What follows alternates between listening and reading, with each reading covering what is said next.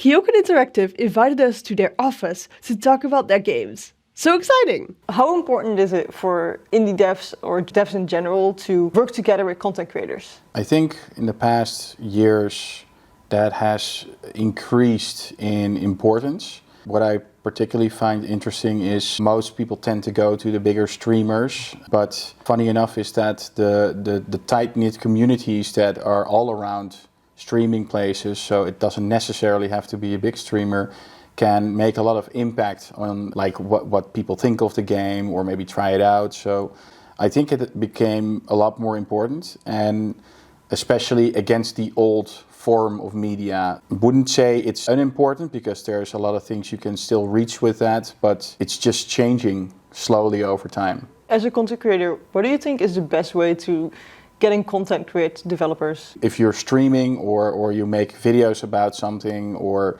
in another form, definitely make sure that you put your ultimate form in how you create content up front. Explain what is important to your community in that sense, and that can or cannot match with a certain game or developer. If you want to make it feel like a collaboration, it can be something that mixes with some of the material the developer or publisher is making as well. What I found interesting is that not only did some players play our game, it was also that we asked them, hey, if you liked something about it, can you say just a sentence of something that you liked, and are you okay with that if we use that? When we had this idea, I saw this come up, and it was so real, really genuine coming from a streamer. It felt a lot more real than, you know, reading that in an article or something. That's something I found interesting, that we could offer that also back to the streamer, that we featured them in that sense. You know, the key of making a game is releasing it, and with releasing it,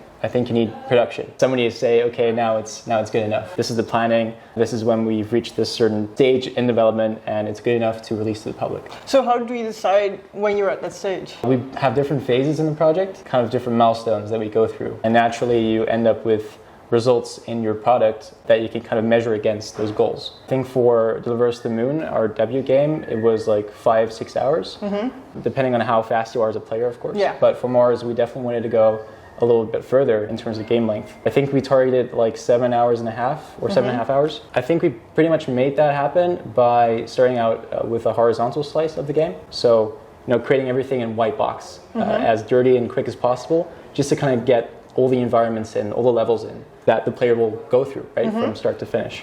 And that kind of created the right amount of quantity that we needed. And then next up was like the quality, right? Like what do we want to reach in terms of benchmark? And that's what we call the vertical slice. So we take a piece of the cake, right, with all the layers, and we try and push the boundaries in terms of quality. So those are the two things we kind of determined at the start of the project, which helped us create the right amount of content for the game. Guus Knol.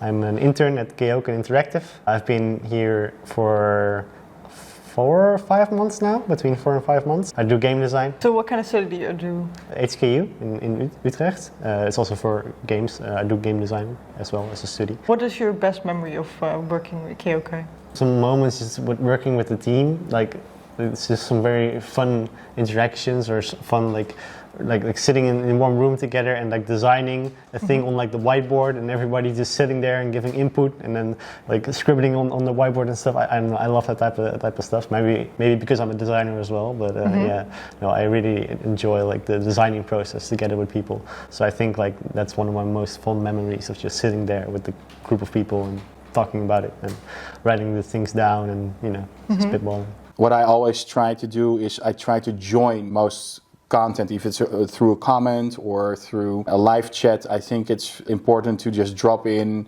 and say thank you in a way. So that also can collaborate something to the streamer, because now I'm in their space and I'm talking to their community and they can ask some questions, for example. That is not easily done. You won't expect it. So I think it's kind of like how you work together on an idea that can work for streamer and developer. For smaller studios, it's like very important to make a connection with the actual gamers themselves. Are there other things you're doing to make that connection like better? We really like to talk to our community after a release and also during moments that you market something about it. Streaming ourselves so we can get into contact with some of the fan base, but also like I said, like dropping in on streamers that are playing, that not necessarily are our fan base, but to have conversations with them, and they can vary from delicate questions to very funny conversations. I dropped in and they couldn't believe that the CEO would do that.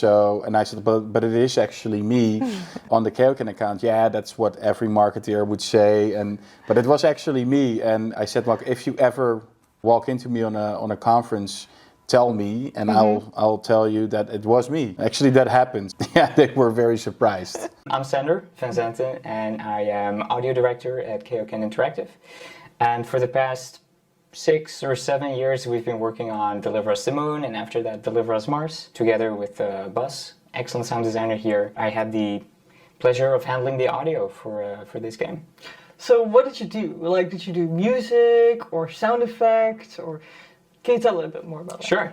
Yeah, everything that has to do with audio came through our hands. So whether it's music composition and implementation, whether it's sound design for big rockets taking off, or something as simple as like footsteps or doors opening and closing, machines beeping and blooping, voiceover, there's a bit of direction, there's a lot of editing, a lot of implementation. Systems needed to be designed and programmed, which was a great collaboration with our programming team in order to get that. Everything that makes any sound whatsoever through the game is what we work on. What makes you be so interested in game design? Game development in general is a very broad subject. I enjoy kind of every part of it. I enjoy doing art of games. I enjoy doing development of games, like coding and stuff. So at first I didn't even know what really to pick, and I was like, game design, what about game design? Because that's kind of like in between, you're kind of like interacting with everybody who does all those type of roles, and you can see what they are doing and give some input and try to help out maybe in ways, and that's kind of what I found in game design, and it fit way better to me personally than I ever thought it would. So you can basically jump in everywhere. Yeah, kind of, and then like you design the whole thing, so you got to think about every part of the game, and also like, is this possible for these people, and things like that. I really enjoy doing all of that. It has fit me better than I ever thought it would. Like, I enjoy the design process so much. And what do you think is like the hardest part about making a game? I mean, for me personally, it was managing a team here on site, also with external colleagues, and managing external vendors as well, because we had multiple external vendors, you know, doing face animation for us and motion capture, cleanup. So that was definitely a challenge, you know, keeping that all combined. I think from a gameplay perspective, it's hard to keep the balance in. You know, if you have a narrative-driven game, such as Deliver Us Mars, I think for gameplay it was hard to manage that, right, in terms of balance. That we don't overshoot ourselves on the narrative, that we still have gameplay in there as well. Yeah, you don't want right? like an hour-long cutscene to start the game off, because you feel like, I need to skip this because I want to play. But you also still want to give them the story. You want to say like, oh, this is the universe, and you need to introduce them to it. And you want to like make a balance between that. Yeah, correct. And that's all part of pacing. My main responsibilities is overseeing all the animations, also doing a lot of animations because we're a relatively small company. So there's a lot of responsibility on that end. And it's just me and our other animator, Daphne. So with the animations, you need art as well. Do you make that as well, or do you work together with somebody who makes that? How does that come to be? How do you make like a person or a prop that you want to move? One of the things as an animator that you have to really get used to is creating and developing a tough skin. So because as an animator you're involved in every step of the way. You have to see it like this. Every discipline has, you know, their task for a certain part of a character. So you have the rigger who creates the bones, but before that you also have the character artist who creates the models for the characters. And there are, like, if you take it to AAA, you have people who just do the clothing alone and you know, stuff like that. And as an animator you really have to safeguard every step of the way, because at some point all that stuff gets put on your table. Me personally, I'm also a rigger because of the small company size. I also have to rig, and that's basically the process of putting bones into the 3D character, so we sort of can puppeteer them. Yeah, so you can say like, oh, this part needs to be able to move like this. Yeah, exactly. So it's basically the skeletal frame of a normal human being, but then digital. And you will have to work with everything that you know, you got given by the other disciplines. If it's like rigged wrong, then you can't animate it. Exactly.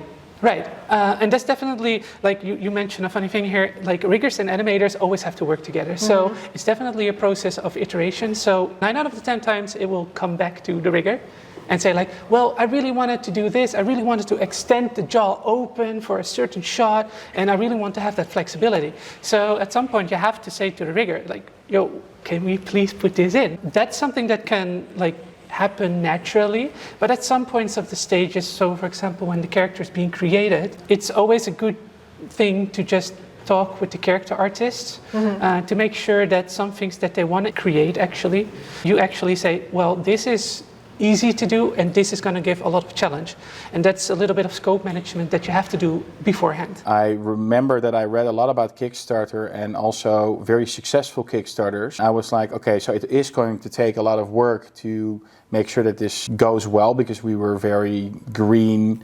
We didn't have any track records. Asking for, at that moment, it was a 6-figure number, 100,000 euros was to a lot of people ridiculous. They said like, you cannot do that without a track record. We had some luck, actually. This is probably our one overnight success, that we got picked up by Gronk, a large German YouTuber and streamer that directed most of his community to this tiny indie, helping them out. I remember my whole phone dancing on the table with the amount of followers I was gaining, and I didn't actually know what was happening. I thought like, I don't know, we were being hacked or something. And that was amazing to see how that could turn the tide. We actually made that Kickstarter work. So you guys are using Unreal Engine for the game? Yeah.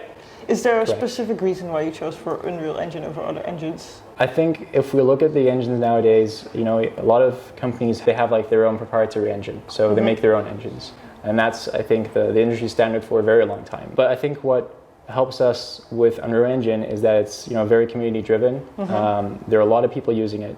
There's a lot of content out there. There are a lot of tutorials out there as well. It's very easy to get into, so you don't pay with like a paywall to start working in it. You actually start paying, I think, if you earn more than $1 million revenue, or like $1 million in revenue. I think with like Unity, it's a little different. So I think for indies, it might be a little bit harder to, you know, start working and start making some money. And with Unreal Engine 5 in particular, that's what we're working on, or with right now. I mean, that's freaking awesome. Like the dynamic lighting of Lumen and, you know, Nanite, those systems that you can just throw in.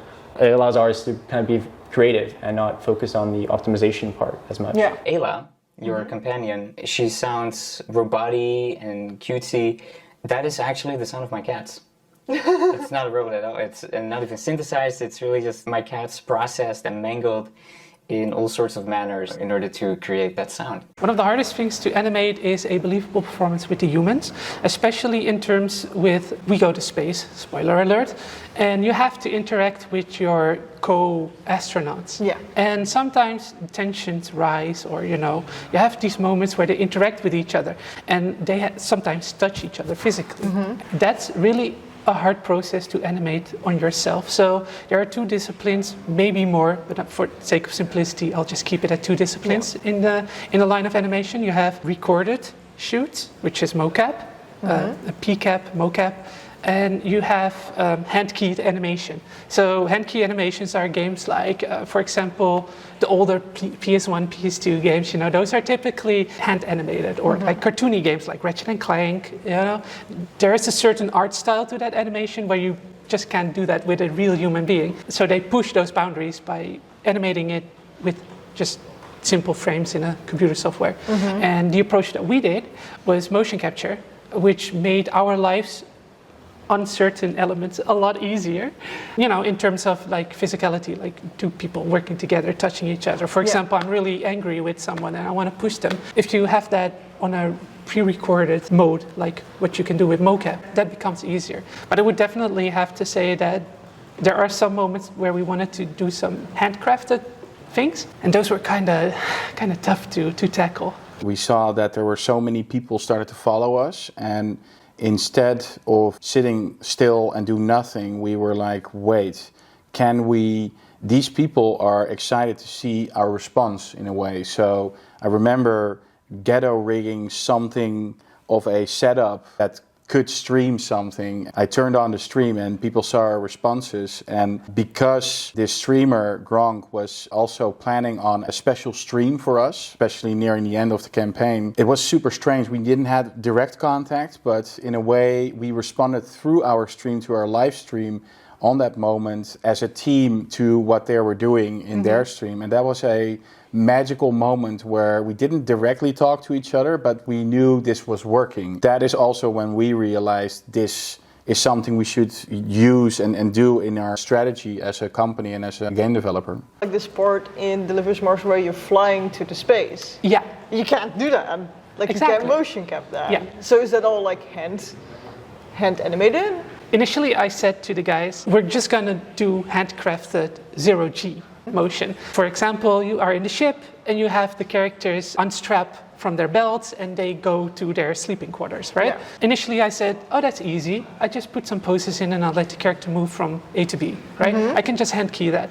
But we had a few moments during the motion capture shoot where we had some free time. So it's really fun that you say this because we actually motion captured everything that you see on zero-G. That was by means of dismantling a chair, put an actor on their belly, on the seat, and have pushed them towards a certain point, you know, in the physical space of the studio. When we create a sound, at first you start to develop a palette and develop a style, and this was the sequel of our first game, so we already were quite certain about the direction we needed to go in. But still, there were a lot of new things to figure out, systems to design. We wanted to do something new with the music. There are all sorts of things that we wanted to experiment with, and being able to join the development process right from the start is an incredible blessing for any audio designer, because you just have the time to get in early, get some tryouts going, and just iterate upon it and improve upon it. It just doesn't stop until the day you release. The main character starts out as a kid, right? Yeah. Is it like a challenge to make the same character as a kid as make them as an adult? Definitely. One of the fun things about the motion capture shoot is that they both are played by different actresses.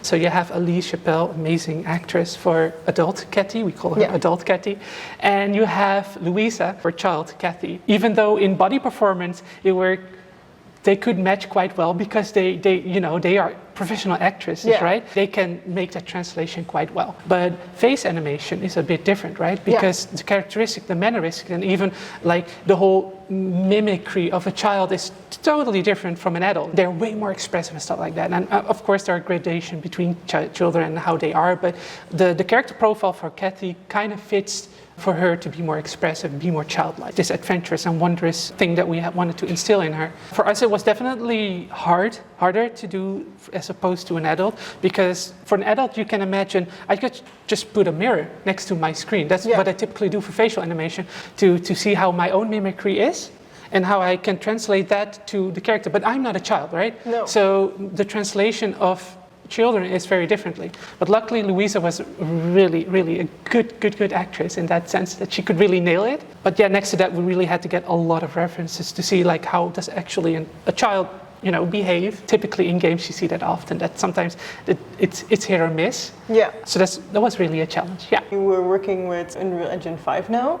Does that mean there's a new game coming? I'm not allowed to say anything about that, unfortunately. That's all under NDA. But we are working on something. Watch the full interviews on my gameplay channel.